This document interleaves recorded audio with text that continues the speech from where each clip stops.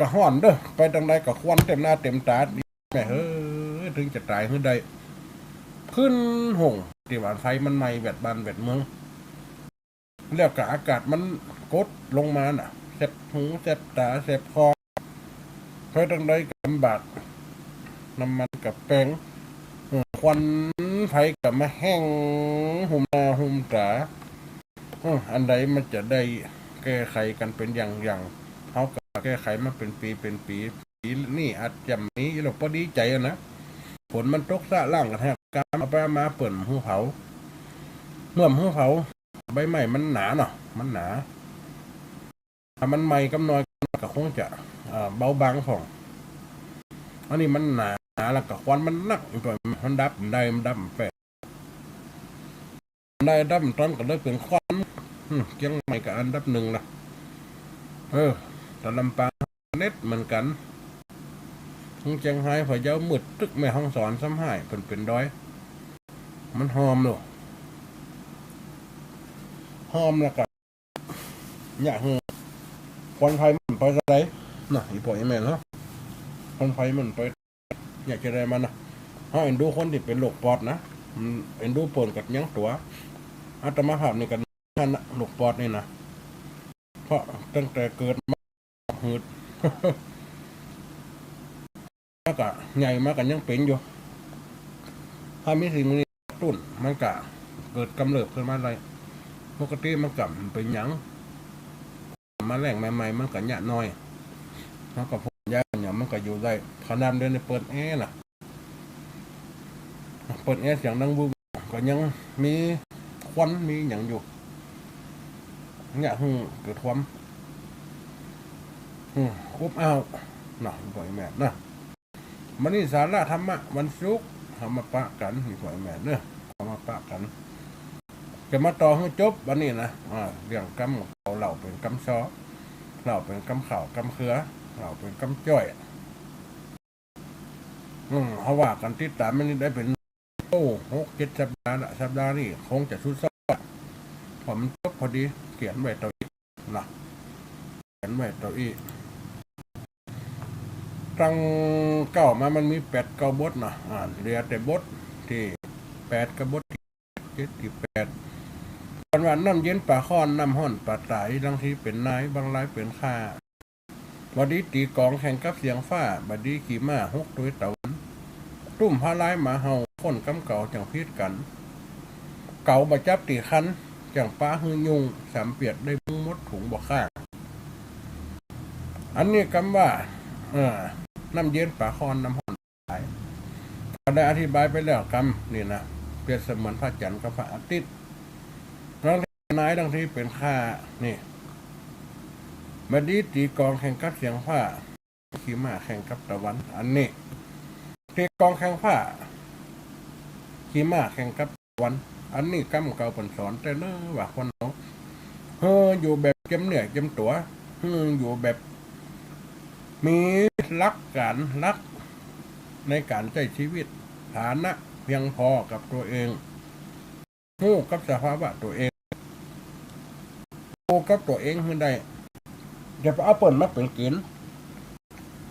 เปิ่นมีรถเขาขับมีรถเปิ่นมีบ้านเขาขับมีบ้าน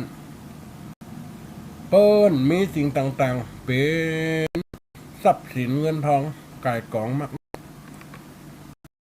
กับมันรักขอยในใจได้ใครมีเนี่ยตามเปิ่นสิ่งนั่นจะป้าเฮาโต๊ะในห่วงแห่งความนี่มันลำบากแค่ไหนเขาตีกองร้อยกองพันกองตีมันเต่าเสียงผ้าห้องเปิดห้องทั้งบนไปดูขันลึงตึงพาลงมาทำเพี้ยตังไอ้หลอกไอ้สวนยิงตีกองด้วยกันป้องกันกระตุ้มเต่ากองจะแตกจะวกกระตุ้มเต่าเสียงฟ้าเจ้าเสียงคนเฮาจะฮือมันดีก็ย่อมดีจะฮือมันดีก็ย่อมดีเขาเกิดพอไหวไหมเขาเจ้าสีวิจัยมรณะภาพไปเจ้าเสียงก็ยังอยู่สาลูกก็ยังอยู่คนก็ยังไหวละอ่อนเกิดใหม่มากก็ยังห้อยติดคอ ผู้ไว้เจ้าเกษมหลวงปู่แหวนหลวงพ่อครูบาต่างๆที่เป็นสร้างเพื่อนำหลักคำสอนเอากรรมต่างๆมาเป็นการเพื่อคนอื่นในประพฤติปฏิบัติตามเกี่ยวเสียงในเป็นหอบ่มีมนทินบ่มีสิ่งชั่วร้ายสอนให้คนอยู่ได้เสียงบันดังอันเขาแค่ดังอย่างเปิดมันได้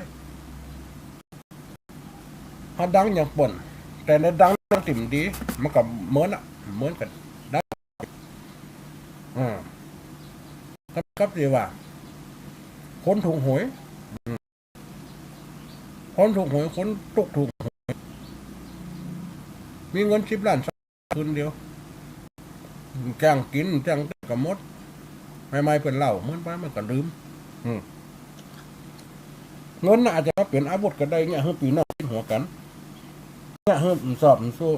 เนี่ยให้ฟ้องคุ้นๆอย่างนี้เขาจะไปตีก่อนเก่งอย่างยังเปิ่นถูกหวยซื้อใบเดียวเปิ่นหวยเขากับใครซื้อไป10 ใบ20 ใบก็เติมถูกวันนี้วันแถม100 ใบ1,000 ใบเสียเงินเป็นหมื่นแสนโทษได้ปดมันได้ต่อเปิ่นเพราะถ้ามันได้จะฮึ่งเสียงจะฮึ่งโด่งดังอย่างเปิ่นมันเป็นไปไม่ได้เขาไม่ตีแข่งผ้าเฮียกระเทียต่ออันบัดได้อย่างสักอย่างนี่แข่งได้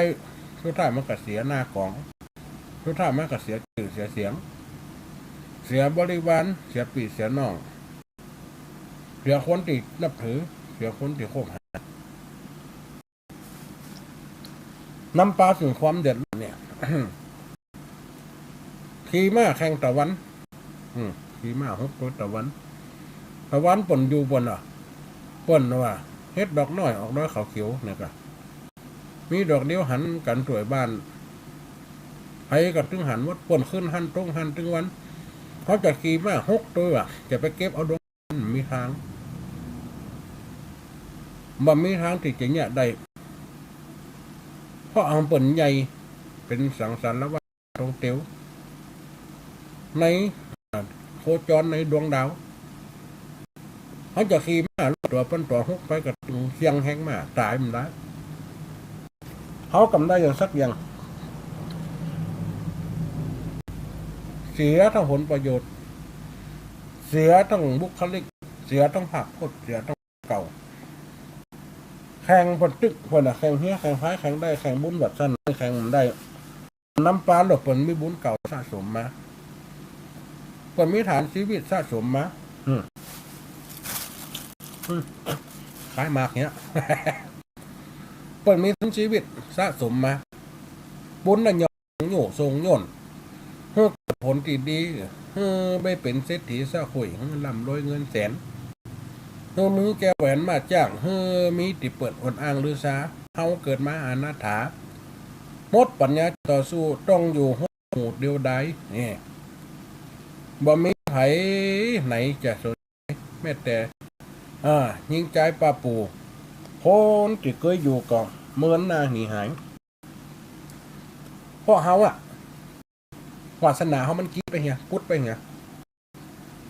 ต่อเติมเสริมวาสนาตัวเก่าเนี่ยถ้าได้กัดตรงอันผสมศีลผสมราคาผสมที่เขาคิดเนี่ยอีกปล่อยไหมวันนั้นว่าบันนี้ตีกิงฟ้าบันนี้ขี่มา6 ตัวต่อวันนี่ตุ่มพาลายมาเห่าโค่นกำเก่าจังพิกันอันนี้แซมเน็บเดียนนะตุ่มพาลายเจ้ามะกะจ่าง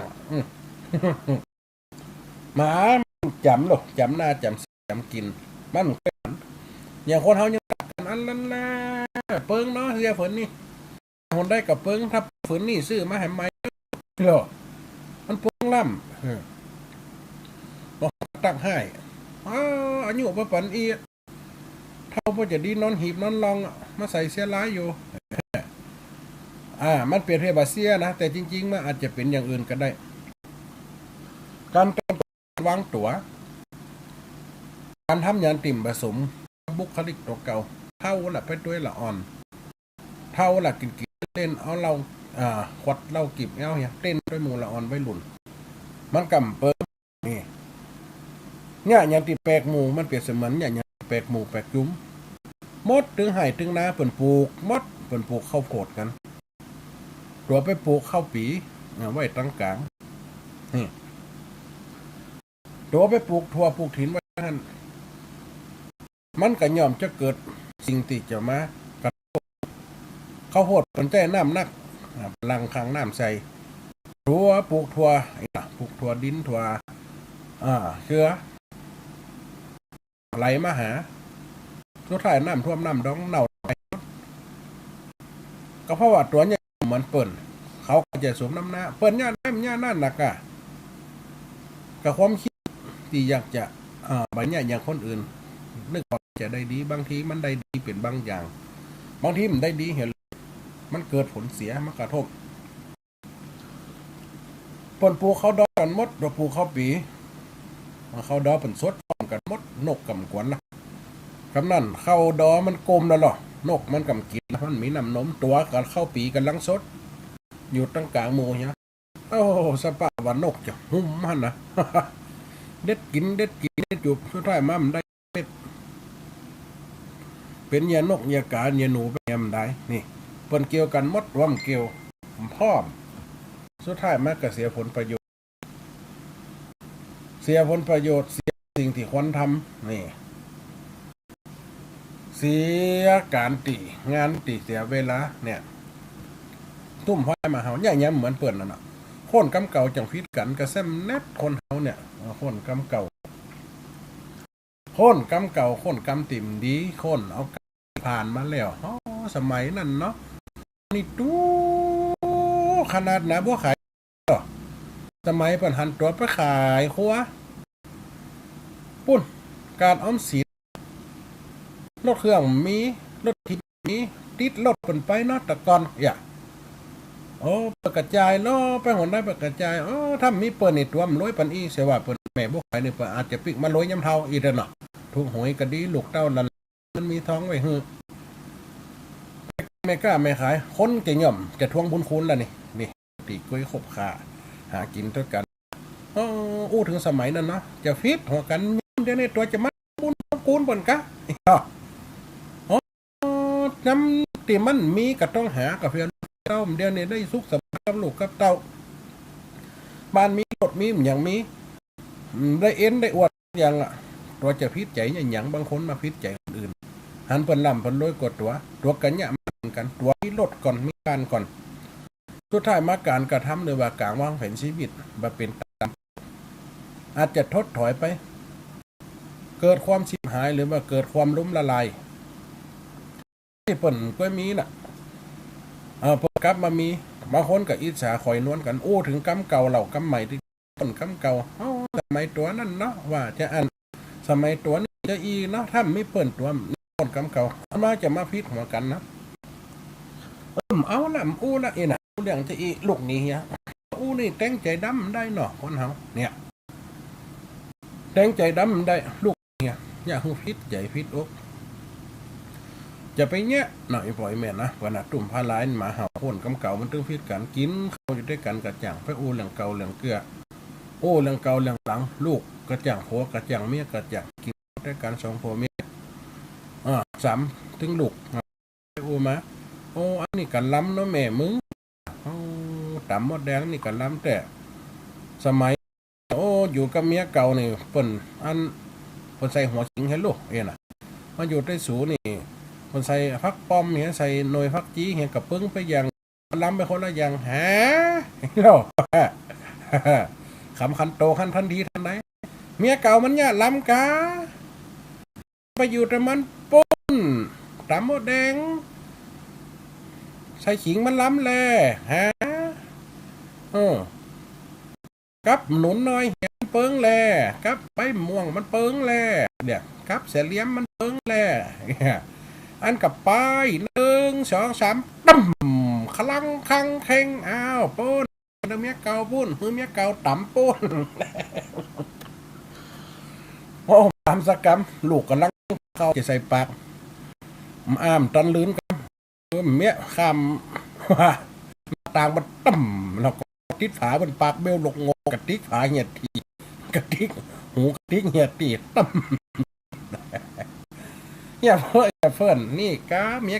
กำ3-4 วันปากหอกกันโอ้ก็แล้วไปเหียไปอู้มันอย่างเมียเก่าเมียหลังเนี่ยคนหาบ่ได้โคตรกำเก่าจังพี่มันจังมีฝ่ายแม่ใจการเลี้ยงหัวเลี้ยงเมียนะเปลี่ยนหงเนาะพ่อแม่กระจ่างโอ้เอาเลี้ยงตีมันผ่านไปแล้วมาอูพูดที่อดีตที่ผ่านมา จะเป็นการขายหน้าและการประนามไม่ดีเนี่ยพูดเรื่องที่อนาคตมันถึงเนี่ยบางคนอนาคตมันถึงมันได้คนกำเก่านะวาดฝันได้ตัวล่ะสมมุติว่าปีกับน้องปีนะถ้าสมมติว่าเขา2 คนเนี่ยไปเอวตัดไปซื้อหวยมาใบฮอตถูกรางวัล12 ล้านรางวัลที่12 ล้านเขาปั่นกันคน6 ล้านจะซื้ออย่างปีนี้เนาะมีให้มีนะเขากับมีเนาะอย่างเปิ่นปีก็จะซื้อให้ซื้อนากะไอ้ล่ะสักหน่อยเอาไปป๋าเลี้ยงยังแปลงบ้านหลังน้อยๆมึงจะซื้ออย่างล่ะไอ้น่ะจะซื้องัวเดียวกันน้ำมันกับแป้งซื้องัวแล้วก็อันซื้อเป็ดมาเลี้ยงตัวเลี้ยงตีเนาะทั้งงัวกับเลี้ยงตรงฮันอากาตรงปีฮักกะเป็ดเขากับปล่อยเล่นซะตีปีซื้อไปได้จะได้ถึงแล้วมีงาคือมันน่ะถึงหน้าเกี่ยวหน้าผูกเข้ามีตีให้มันอยู่ที่ไหนมันกับเมียกับลงกินข้าวกินกากูมดกะกับตะอันได้แล้วมันเป็นยังอย่างนี้กะกระทะน้ำกูแหมดาเป็ดปล่อยเมียหอยกูป่ากูเหลียหันไล่เหลียหรอโอ้กับเป็ดบอก50 ตัวกับเป็ดเปลี่ยนอย่างบ้าได้กับยังมาใจจืดดำแต่ว่าปีกันปีท้องน้องทับปอดเดียวกันยังมาใจจืดใจเอางัวไปมัดเวลาอ้ามได้กระเดียดเห็นหรอเอาเป็ดไปปล่อยบึด2 บึดได้เดียดบ้าได้ตีโก้เห็นหรอสายหัวกันปะแพะถ้าจุตามมันหมูจะบานหล่นไปพอมึงยังการนอนบนได้ยังการหาก็อันมันน่ะกะปีทอจะเอางัวมามัดตีเฮาไปพอจะเอาเป็ดมาลงซะเฮากำเมียตตีมึงมีไหนกำมีสมมติเห็นหรอซะมึงมีไหนกำมีสมมติแล้วควายมึงมีไหนกำมีสมมติหรอสมมุติไปก่อนเนี่ยมาพีดกันใจตีนี่ขนำจะโค่นกำนะโค่นกำใหม่นะอันที่ถึงกำเดียถึงอนาคตข้างหน้าว่าหาในความที่เป็นความเดิมที่ผ่านมาเนี่ยฟีดหัวกันเนี่ยมันได้มาทรายหัวกันก็เพราะว่าเป็นว่ามันไปดีจะได้คนเฮาแม่ฮิปปอยแม่เนี่ยตุ้มพลายมาเฮาคนกับกันนะเกาจับตีคันจังป้าเฮือยุงเปียกได้บุ้งมดถุงบอกค่ะจับตีคันจะได้เปิ่นว่าเปิ่นเนี่ยได้เนี่ยนั่นตีคันเกาตีเขาคันเปิ่นว่าหน้าแรงหน้าห้อนเนี่ยมันห้อนเด้อจะไปจี้ฟื้นจี้ไฟตั้งการเปิ่นบอกนะเน้อผู้ใหญ่บ้านกับประกาศผู้ช่วยกับประกาศตั้งการตั้งป่าไม้กรมอุทยานเปิ่นกับประกาศคนใดจี้ฟื้นจี้ไฟไปสีหมดดมหมดแดงไปเหล่าล่าหาซัดในป่าใดปะแปมปะไม่กับไฟเปิดกระจิเงียบครับ50,000นั่นน่ะถ้าหูคำตีนคำมือ300,000 400,000พุ่นเดี๋ยวไปเนี่ยที่ให้จีสวนกับล้อมันปนหลังไม่แล้วก็ไม่ปงใบอย่างก่อนมันจ่วยดูดควันมลพิษได้ก่อนมาเดียวนี่มันมีกะเข็ดข้าวกะกิงกะการมันมีใบจ่วยอันกองอากาศควันไฟกะลุ่มหุ้มขอบโมดไปเนี่ยเด้อพี่น้องบ้านเฮาเนี่ยนะครับหมอนั่นไปกับไปเนี่ยแต่ไม่ได้ไฟมันหันวันอาไปมีหูปลาข้ามีตาแม่งบ่อยๆมากดเพี้ยวๆหันทีนี่มัน อุกเสาะเฮ็ดเสาะหายมันจะเป็นเขี้ยเขาเขี้ยมันจะเป็นไม้มัดถมอย่างตั้งเตี้ยวเป็นอาหารปัดใส่ไม่บึ้งล้ามเขาเด็ดร่อนกันโดนจับโดนหยับนี่กอมจับคันคิดว่าจะทำดีนี่ต้องการหรือว่าที่เปิ่มต้องการจะลืมต้องการใครได้เอาไปยัดอยู่หุ่นเปิ่นก็เกิดการวิวาทมีการทกเถียงกันนี่เกาจับตีคันตีข้าเกาตีเกาวันว่าจะไปเนี่ยมันจะไปเนี่ยเปิ่นจะไปเนื้อตีนจะไปกินเนื้อปากจะไปอยากเนื้อใจ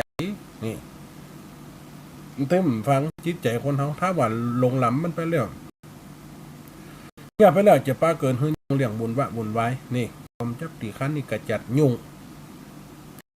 สามเปียดได้บุ้งพดถุงบ่อข้างนี่เปียดได้บุ้งก็คืออันยังเปียดกับบุ้งอันเดียวกันตั้งลำปางมาตั้งเชียงใหม่ละปนบนห้องเปียดเนี่ยเอาไปแหลกกึดว่าจะได้ดีนี่กึดว่าจะได้ดีกึดมาแล้วสร้างมาแล้วแปลงมาแล้วคิดว่าของคนอื่นมีกากของเขาเหมือนกับ30 ต่อกาดเปิ่นซื้อนี่โอ้จะไปซื้อก๊อกน้ำก็ดีจะไปซื้อไอ้อย่างที่มันเป็นอุปกรณ์ใจยกตัวอย่างแป๊บน้ำก๊อกน้ำหรือว่าน้ำคู่น้ำบังขายตามบ้านเฮาเนี่ยแต่ไม่กล้า48 บาทเอโลแพงเอโลไปซื้อในกาแกน45 ต่ออันนะถ้าซื้อในกาดมันถูกปีก็ไปซื้อในกาดเตอะอย่าตั้งนาหลอกหน้าไปตรีกาดขับรถไปเต็มไปซื้อคู่ซื้อถังซื้อก๊อกราคาไปซื้อปุ๊บมัน45แต่เขาลองเกิดวันน้ำมันหรอนี่เขาเกิดตอนตีเขาเที่ยวเสียเวลาแหมวันหรอจะไปการไปตรงได้ไปนะเสียเวลาแหมวิทย์ไป2 บาทแป้งไป2 บาทกระเปิ่นเอามาเปิ่นกะวังกินบักกำให้คนเฮาเนี่ยยำวังกำไม่ใหญ่อย่างมันมันก็อีปอยแม่ขณะเปิ่นยังมีดอกเบี้ย3 เปียดบุ้งมดถุงค่าเนี่ยคนเฮาบ่ฮู้นักฮู้น้อยบ่ฮู้เลิกฮู้ตื่นจังป้าฮู้มดเงินด้วยง่ายๆมดตัวด้วยง่ายๆมหูตัวซื้อผ้าเสื้อนี่ราคา3 ตัว100นี่ซื้อบ้านเฮา3 ตัว150 3 ตัว110อีกนะ3 ตัว120อีกนะไปซื้อการ์ดเพิ่นก็ได้3 ตัว100เอามาเดียวกันยี่ห้อเดียวกัน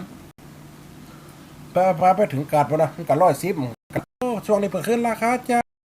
ที่เพิ่นซื้อไปสุดก่อนนั่นมัน3 ตัวเนี่ยขาย80เขาไปกินกำให้กัน30 บาทนี่นะเดี๋ยวนี้มันในการ์ดนี่เดี๋ยวมันได้แล้วเนอ3 ตัวมัน110กันนะเห็นหรอ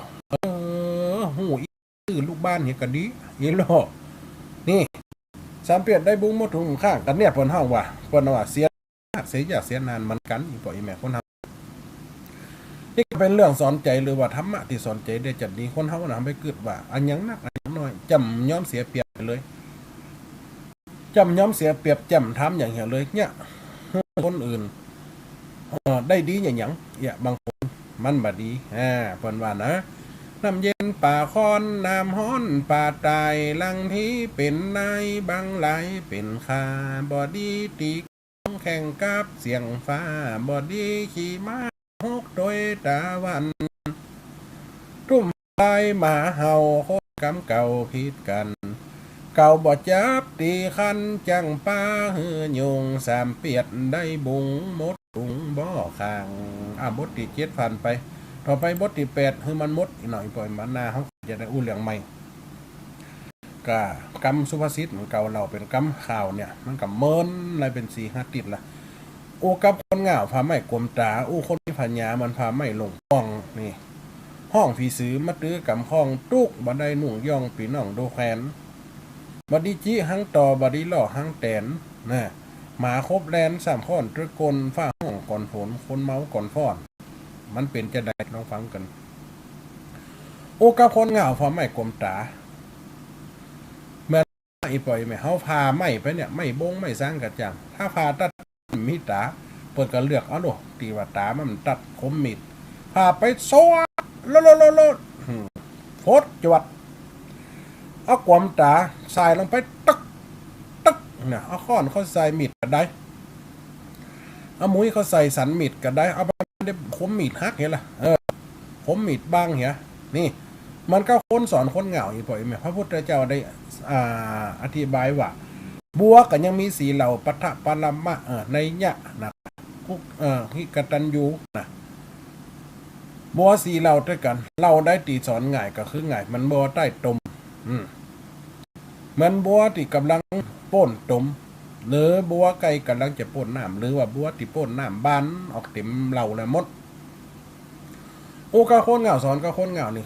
มันกับสอนละอ่อนมาเดียวสอนคนลึกมันเดียวไม่เฮ้ยอย่ามานะเปิ่นยับเปิ่นจับขนาดเด้อมาได้เนอะเดี๋ยวนี้เปิ่นฆ่ากันแต่เนี่ยกันแต่พอออกข่าวถึงวันนี่เปิ่มห้ามปั๊มเปิ่นจับมันได้ก็กินเหล้ามาก็พอเราออกข่าวเมื่อ3 วันก่อนน่ะมีดโตเหียเทียนน่ะเอาฟันหัวป่อมันซับวะเท่าแล้วมัดเป็นตีนเป็นตอนเรียกเป็นก๊กจีนแกงออมกังป้อยก่อนนี่พอเหียมันดีเอ้ยมันทำมาสอนถึงหูใหญ่มาจะหูคนเดียวว่ามันได้ฝืนกรรมเหียสอนแล้วเตอะสอนแล้วสอนแหมสอนแล้วสอนแหมอันพระพุทธเจ้าประจำสอนธรรมะต่อไปก็เพราะว่ากับคนเหงาเพราะว่าอย่างละอ่อนเรื่องงัวน่ะที่เข้ามาถามพระพุทธเจ้าน่ะตอนพระพุทธเจ้าตรัสรู้ได้ครั้งแรกท่านคือใครมีนามว่าอย่างไรมานั่งทำไมตรงนี้อีโลเอานมมาถวายน้ำบีบนมใส่กะลาใส่อันภาชนะมาถวายพระพุทธเจ้าก็เลยสอนได้ก็เปิดสอนก็ได้ก็อย่าได้ก็มันเข้าใจสักอย่างพระพุทธเจ้ากับพ่อท่อแล้วเนาะพระพุทธเจ้ากับพ่อท่อล่ะขณะนั้นอภัสสรพรหมก็ลงมาจากอันยังจันพรหมลงมากับพรหมมาจันโลกาธิปติชหัมปติกับอัญสลีอธิวัลังอญญาจัตถาสันติตาเนี่ยอลัทนาละปุ๊บก็เลยเป็นตั้งแต่ห้ามเบิ่นกรรมอลัทนาเนี่ยผมมาเนี่ยผมมาเลยตนเอกอ่างลงมาสร้างกองธรรมมาราธนาตำบัดใดพระติไวมุนีทำได้ดีขอลูกศิษย์พระเจ้าได้เตดแล้วเตสานุกับพิมังปจังอาราตนังกะโลมาเนี่ยความปออาจารย์ลงกะโลมาแล้วตุเจ้าก็ขึ้นนะโมตัสสะไปเลยหันก้อยพอเสียงมันต้องเข้ากันนะเสียงมันต้องเข้ากันอันนี้คือการสอนคนเหงากับสอนคนลวกกับคนเหงาพาไม่กลมตาคนมีผาหยาผาไม่ลงปองเด็กกันเลิศทั้งเป็นเจงอย่างมากันติ๊งตองเนี่ยกำลังเสียงออกให้ก้าออกกดเจี๊ยตะล้างใหม่ตะล้างใหม่อีกบ่อยแม่เด้อจะได้พาเด็กลาเตะทำอ่ะไหลตะคนตันคนเฒ่าคนแก่น่ะไม่หมุนวันได้กับอาจารย์เสน่ห์กันรู้จะหอมได้แต่อันแสดงว่าอันเบอร์หนึ่งจะอันเจงถ่ายรายการทำกำหน่อยบ่อยแม่เนอะเจงถ่ายรายการทำกำไหนถึงไม่กลมตาเนี่ยมันมีพญามันพาไม่ลงป้องอย่างว่าตะกี้ตายแต่ตัดตามันก็โลละเละพดจวดเป็นกีบเป็นสร้างออกมาเป็นไม้เป็นกีบขึ้นมานี่ก็ถือว่าสอนคนเหงาสอนคนลวกลักษณะเป็นว่าคนเหงาถ้าคนลวกยังเกิดเหล่านี้ท่านหืออีปอยอีแม่ฟังที่มันมี3 ปอมเมลูด้วยกัน3 ปอมเมลูอยู่ด้วยกันเปลี่ยนเว้นกันลูกเปลี่ยนเว้นกันแม่กับลูกมันลูกสาวอายุได้18นี่ละแม่มึงเฮ้ยนี่ยังเจ้าพ่อจะไปไถนาเด้อไปแฮมปังไถนาแต่ก่อนมันไถนาควายไถนาอยู่ตรงกันนะเดือนนี่เดือนแหลมหอดตรงเขาเนี่ยเท่ากว้างนะมันกว้างเฮ้ยลากันแม่หิงเปลี่ยนกันเด้อโดมเจ้านึ่งข้าวอย่างใส่บาตรใส่ปกแล้วป๊บไปวัดไปวานแล้วเอาไปส่งให้ปอกแม่มันก็ พ่อมึงเฮ้ยมันยากข้าที่จะชูไปนอนเป็นเดือนแต่ก็โอ้เป็นเดือนมันเอาข้านเอาไปเอามากะเอาควายเตียวตางมันกับพ่ออ่อนจะไปจักนาจักไถแฮมมันก็ดีเหมือนกันอ่ะไปคนเดียวชูไปคนเดียวก็เลยเปลี่ยนเว้นกันลูกแม่กับลูกเปลี่ยนเว้นกันวันนี้แม่ลูกนึ่งเข้าลูกไปส่งวันนี้ลูกมันนึ่งเข้าแม่มันไปส่งไปส่งหัวผัวกันไปส่งก็ไปถึงวันมีหันวันหนึ่งตกเว้นแม่มันนึ่งเข้าแม่มันก็ได้ห้างว่านั่งควายแล้วเนอะเอาใส่บาตรใส่ปกนะมดอันนี้ใส่ปิ่นโตนี่เนอะนี่แก็บข้าวนี่ของกินวันนี้จิ้นทอดปลาทอดย้อยลาบจิ้นไปให้แม่ให้ปอมึงเอาไปส่งให้ปอมึงกำเนยนะวันนี้ยังมาเจ้าแม่วันนี้มันสีจะบดฝนอีกแล้วนะมันก็เลยสีจะควายน้อยกำควายเจ้าน้อยกำเจ้าไปเถอะไปส่งให้ปอมึงเห็น6 โมงไป7 โมงมืดอยู่หรอหน้าฝนเดือน8 เดือนเก่าเข้าหน้าฝนชุบกุ๊บไปหย่างตัวตังไปร้องเพลงไปตัวหย่างไปตัวเก่งแขนไปเหียข้างแหมข้างนักกะก่อนหรอก่อนอันเข้าก่อนน้ำไปร้องเพลงไปตัวดุกดุยนะครับนกกระปูดอยากกินขนมอมลูกอมเสจนแก้มตุยหรอวายตัวเมียเกิดลูกก็เป็นตัวเมียหรอมาไม่นานลูกเกิดหลานก็เป็นตัวเมียอย่าลูกมันหลอกไปไหมไปข้ามน้ำข้ามตรงไปนะข้ามน้ำเมียงไปนะหันปอกไถน้ำเนี่ยเดี๋ยวปอกกูทำเพราะอยากเข้าใช่ไหมนี่คนเท่านี่เห็นหรอก็ไปนอนอยู่ปืนอยู่ปืนห้างเป็นตูบไวแม่เนาะเป็นห้างเป็นตูบไปนอนทาหันปอกไก่ป้อกินข้าวในการปอกมันก็ได้จะเอาปั่นนี่ให้มันแล้วนะใจเย็นข้านปดแอกปดไถได้ข้านช่วยมือหลายรอบไอ้หรอกอยู่หันท่ามันหลงกันหยิบรับคำนั้นนะเขียอยู่หันมันเจ้าดู7 โมงก็น่ากันหยิบไปยำได้ฝันอีกไหมก็ฝันไอ้นอกนี่นะฝันว่าไปแต่งงานไปได้ผัวดีอีโลเกิดลูกคำนั้นนะคนเป็นผดใจขาวอ้วนปีอุดมสมบูรณ์ไปมาลูกเดินหลุดมือตายอีแล้วตกตับลูกมันได้ให้สักจ๋อสักแจ๋ก็พลัดพเลดลูกนั่งอีกไหมรับอยู่กับโด่งเนาะมันเหมือนรับเหมือนฝันเนาะให้เวอติวเอาซาเข้าปิกไปอย่างเก่าลืมติวมาส่งเข้าปอนนะปิกไปถึงบ้านให้ให้ขึ้นบ้านไปแม่มันกับน้ำยังจะได้น้อยมึงให้ยังไผง่ายยังเฮ้มึงไผตีมาครบมาเงียบก็ว่าไผมาเนี่ยยังเฮ้มึงแม่หนุ่มกับลูกเล็กหัวใจเลยมันเนี่ยยังเป็นยังไผมาเทกมาแม่มึงกะเขาบ้านเนี่ยยังดีมดักกับมึงก็ใจเนาะเนี่ยยังให้ก่อนห่างให้ด้วยให้หุบขี้หมกด้วยเจ้ารับฝันหันว่าแต่งงานเร็วมีลูกเป็นสาวใหม่เนาะรับฝันหันแต่งงานมีลูกคนเป็นปัจจัยตุ้ยอีแม่ขาวชุนบุญหลานอีแม่นะถ้ามันจะได้เจ้าก็จ้างเนาะอีแม่กำตันมากำเตี้ยลูกหลุดมือตกต้องจ่องพุ่นตับเจ๊เห็น3 กำตายจักดึกจักดักแม่มันก็ที่จะด่าลูกมันด่าเนี่ยอีซึ่งอีเงาไอ้กำหวานน่ะมึงฝันหันยังมันร้องกำผันโดนให้มาบ้านว่ากำนันฮะหลานกูใจก็อีหลซ้อมไม่ลูกป้ากันก่อนให้บุดบัดกันอยู่หันกินข้าวกินหนังกับฝัวอยู่กลางตรงป่ออยู่กลางตรงปดควายแล้วเหลียวไปโหอีน้อยเอาเข้ามาหยังเข้ากับข้างซ่ากับข้างย่ำหยังมันนั่นหล่นไปบ้านย่ำนั่นมันจะได้นี่ฮะคนก็อยากเข้ามาเนี่ยอีน่ะต้องจะต้อยซับไปบ้านก่อนไม่นี่มันจะหนีไปยัง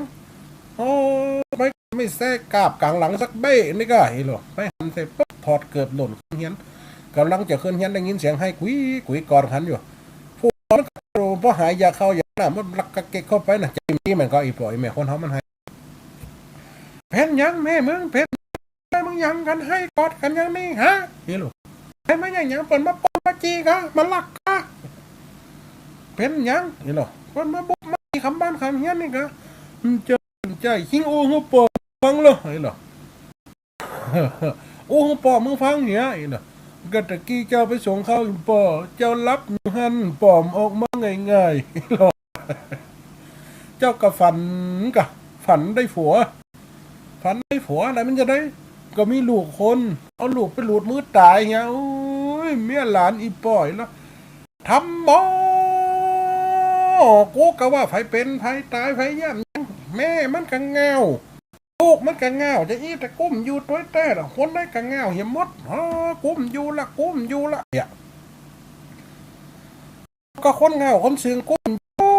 ไปแล้วกันฟาตองโลฟาตองเท่นะคอดฟ้าปกเห็นโลอดใส่ปกผ้าหล่องตั้งไว้กับตึงไทยทำกำปังเอาเสาเป็นยังเอาเสาเนี่ยยังโคตรยังไทยทำกำปักตึมเลี้ยวอู้ละมืดในใจว่าลูกเมียน่ะเงาอ๋อเพราะว่าเอาฝันมาเป็นอย่างแต่เนี่ยยังไม่เงาอีโลกันนั่นเดินไปกะขวายอยากเข้าไปหันใส่หญ้านั่นตำน้ำพริกก๊กเนี่ยนะจะไปถามกินข้าววันเปิดในผลจะให้กินก็จ๊ะอีหรอกนั่นก็เนี่ยกินแต่น้พอเดียดพอซุกก็กระตื้มปดมอไงมันเนี่ยหยังก็เลยขึ้นว่าเอ้าพี่เนี่ยหยังแกงพอซุกพอโปยเนี่ยปดลงอย่าโอ้มใจนะเอ้าอีหรอกมันเดียวนี่เอาเกลือมันได้อีหรอกเกลืออยู่ในหม้ออุ้งนี่หรอสมัยก่อนเป็นหม้อปล่อยแม่ปากมันออบน่ะนะปากมันน้อยน่ะนะแล้วต้องตอกควักนะหม้อนำกาบนี่นะมันที่ยังหม้อเข้ามานะจกมันอยากจะได้จกเข้าไปตั้งหมาง่ายเลยน่ะจกแล้วก็กำเอาเกียร์ก็ดึงตึ้มได้มือขำอยู่เนี่ยมือขำอยู่เนี่ยออกตึ้มได้หูจริงเนี่ยจะเจ้าก็จะปกเกียร์ตัวเก่าแก่งก็จะปดกับได้มือข้างเดียวโลอุ้งกับขำมือนี่กูจะได้ปุ๊บเราก็ได้ว่าโอ้ป้ากัดแบมือหันเกียร์ให้ก่อนเอามือออกมากำลังกับอุ้งทอกเกียร์จะทอกใส่ไหนกับใส่ได้หมดเนี่ยนะกับแบมือเอาเกียร์ออกเอามือออกมาได้เป็นวันนี้กูเห็นหรอเงาเลยนะลูกฟ่อนกินข้าวด้วยกันโอ้มกินนะไอ้น่ะเกิดนะโอ้หันหนึ่งว่าเงามาป้าใส่ลูกกับเมียกูกับมาป้าใส่คนเงาเนี่ยมะเนี่ยเดินไปแหมบ้านเป็นหยุ่มกันหันคนจะเป็นนิบเป็นสาวปัจจัยฝ่องกับพัดตองมัดแอวฝ่องกับเสียมใส่น่ะนี่ยังปกเสาเฮียนได้แล้วหมด4 ต้น5 ต้น6 ต้นเหลือแฮมต้น12 ต้นนะต้นน่ะมันตัดวิทย์ไป2อีแม่ต้นน่ะมันตัดวิทย์หมอนั่นจักตั้งหน้าหูตั้งหน้า10จักหลัง10แล้วก็ลุงนั่นก็ได้ถามลุงเสาก็ได้ถามนี่เราหมูนี่มาเดียดกันอย่างโอดอัดนี่ปกเสาเฮียนแล้วตั้งเดียวโอ้ปกตั้งแต่6 โมงเจ้ามันได้พอบ่าย3แล้วมันเดียวมันได้ปกตั้งเดียวต้นมันยังได้ปกมันปกขึ้นคะปกนี่คืนหมดอ่ะแต่มันวิทย์ไปหน่อยอ่ะมันวิทย์ไป2 หูเนี่ยจะได้ค่าก็เลยจักเกี่ยกันจะเฮืออันเสามันยาวออกมาเห็นหรอโอกกันยังบากนี่ก็เอาเสานอมากราบนี่ก็ได้ลูกแล้วก็ปกขึ้นต่อเสาเอากะแต่นอเห็นหรอแต่นอเฮ้ยเก่าหัวต้องเปลี่ยนอะเป็นคนเงากูนี่ก็มีมากเตียวไปแม่ไปหันเสบ้านนะจะไปขอกินข้าวบนต้องอย่างเจ็ดใดหมอนะเอาบุ้งแกนเมียมันเอาน้ำโปนถังน้ำเฮียแกนลูกมันเอาเปาะเฮียแกนเอายำหัวติกเอาไปตาไว้กลางสกัมเนี่ยเอาไปฮักไว้กลางสลีแล้วก็เอาบุ้งเป่าเอาเปียดเป่ากังสลีหมอนะเอาถังเป่าก็เลยถามว่าลุงป้า ย่ำอย่างกันนี่อ้อมอย่างไปฮะใส่ในบ้านในจองนี่หันอย่างสักอย่างเป่าลงอยู่คงแปมกะเฮียนมันมืดแฮะเฮียนมันมืดจะกินข้าวในตามกลมตามไผ่กายละน้ำมันก็จะมีน้ำมันสมัยนี้กับแป้งเฮียไอ้โลกาดีเซลมันจะขึ้นแหนม6 บาทละไอ้โลเอาใครได้แสงแดดใครได้เฮียนฟังใครเฮียนแจงจริงเนี่ยจะได้กะโอ้กะย่ำแปลงหน้าปองเฮียสัก3 หน้าปองเนี่ยตั้งเพ่กับแปลง2 หน้าปองแสงกับเข้าแดดมันกับเข้าโอ้เต้นอไอ้โลตักแดดมาฮะกลางเตือนแดดมาฮะกลางเตือนตึ้มฮู้ยเอามาเฮากะว่าบ้านเฮาเหงาเป็นเอาคนเหงาตีไหนก็มีกันนี่นี่ล่ะขึ้นไปขึ้นมาโอ้เป็นตัวกูนี่ก็เหงาโคตรลูกโคตรเมียหนีออกบ้านมาได้เป็นกึ่งเดือนมาเดียวที่ไถน้ำพอจะดีแล้วอ่ะเป็นอะโคตรเมียเป็นอะกูนี่ก็เส้มเหงาแล้วเขาปิดไปบ้านอย่างเก่าหันก็ไอ้ปอยแม่นี่เขาเนี่ยมันจะว่าจะลวกเห็นกูเรื่องนะจะว่าอัศมาภาพเสน่ห์กันจะสลัดเห็นมดเก่งข้าวแต่งทำอย่างไรมันก็ย่อมมีจุดบอดจุดเหงาอยู่อีปอยมันจะมีใครจะสลัดกูคนทุกอย่างมันย่อมมีของมันนี่พวกมีปัญญามันพาไม่ลงป้องห้องผีสือมาตื้อกำห้องก็คือว่าเอาขโมยเลี้ยงเอาคนดีมาเลี้ยงเอา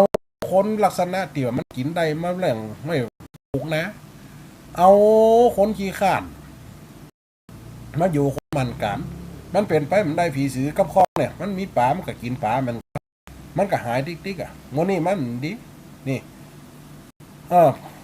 ตุกบ่ได้หนุ่งยองปีน้องดูแขนเหมือนกันอีปล่อยแม่คนเฮาเนี่ยได้หนุ่งได้ยองการทุกกันเนี่ยการลำบากเนี่ยมันย่อมเป็นไป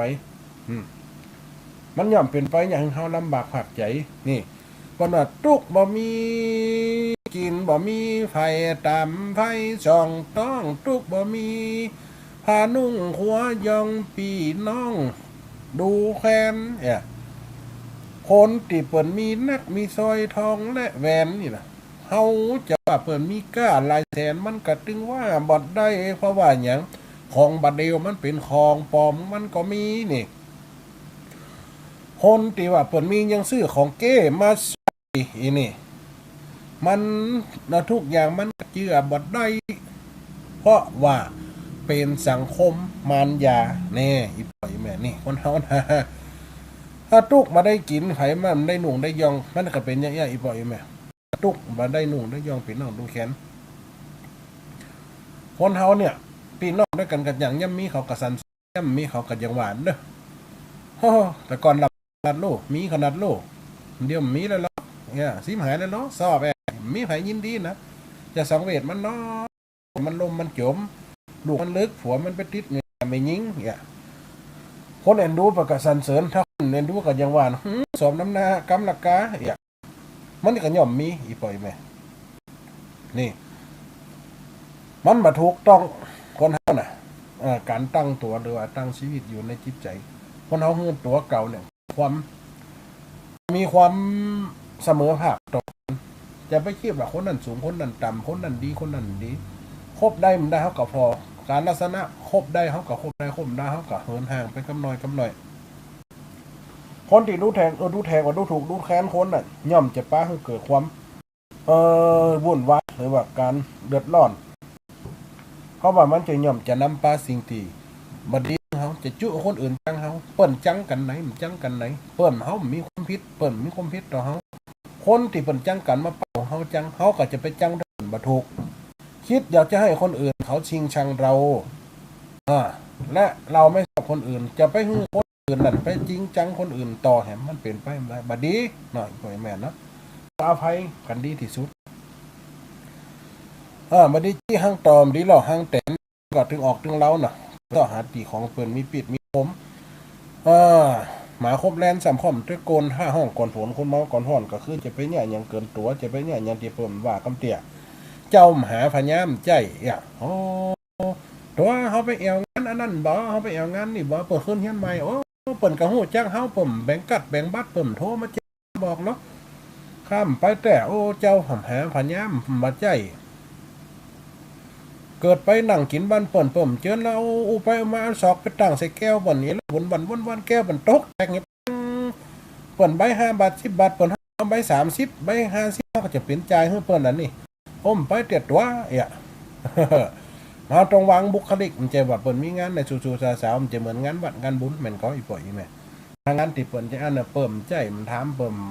มาบอกข่าวเอาเนเฮาสมคนได้ไปเปิ้นจะฮ้องว่าบัดเสียกอีคนตั้งนอกว่ากันน้อมไปเปิ้นจะว่าเฮาบัดเสียกนัก หรอได้อธิบายไม่ปล่อยแม่ดูเวลาพอเกิงพอคอนเนาะเหลือทำ2-3 นาทีกันแต่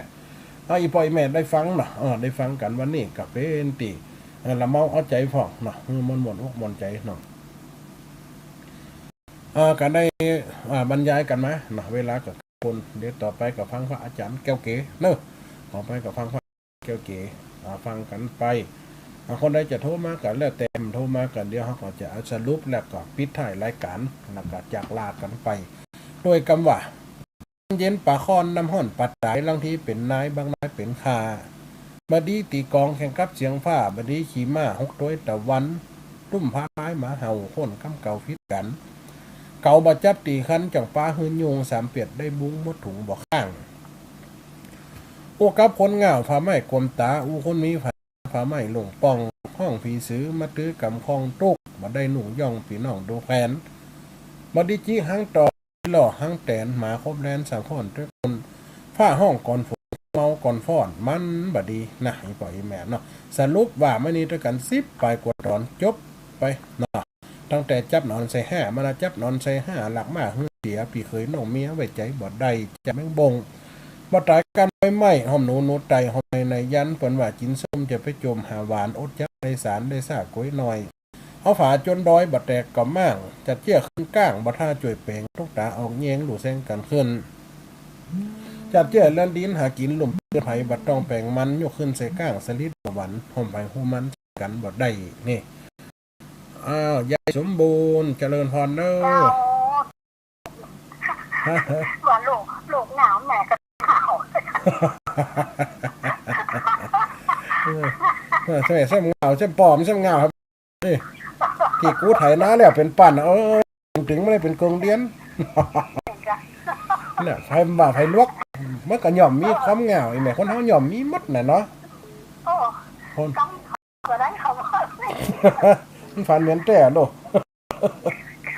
จริงเงาไม่ยับมาฮือกูโอ้อีอ่ะให้บ่เบให้มือบ้างนะจะตายให้ได้อีแม่ตึ้มหายใจตึ้มจำหลอดนะ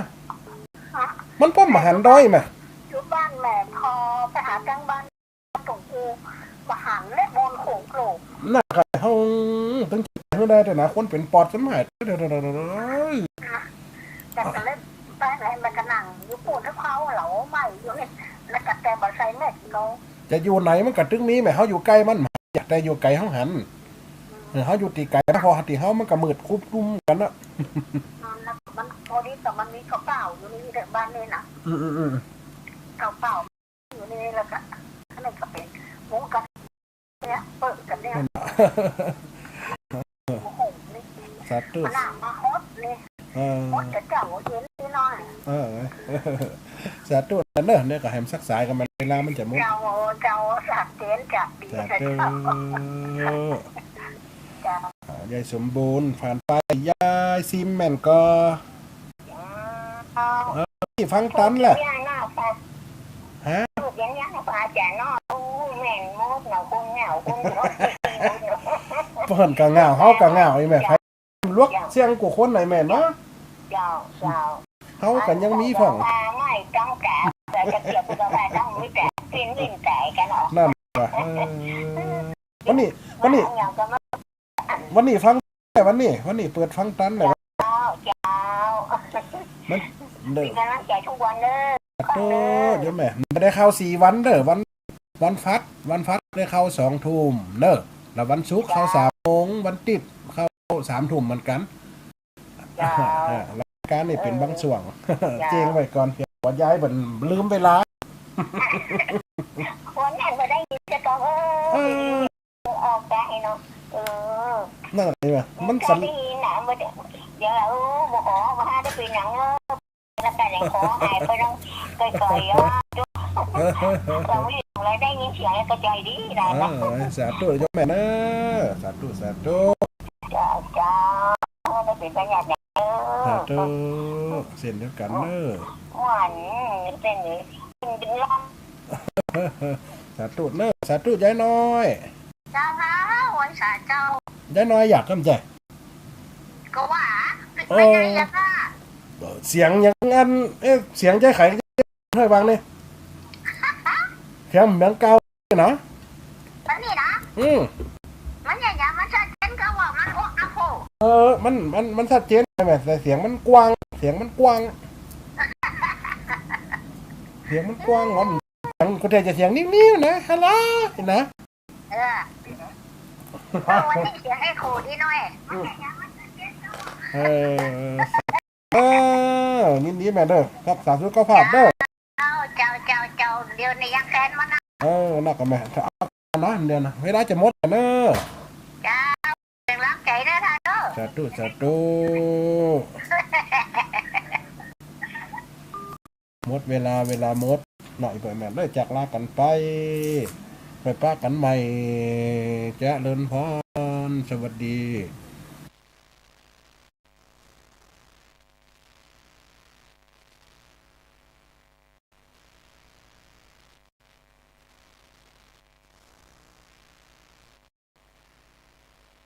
สาธุเจริญพร ไม่เป็นรักใจนะท่านเด้อ สาธุหมดเวลาหมดไปแม่ได้จากลากันไปป้ากันใหม่เจริญพรสวัสดีสาธุ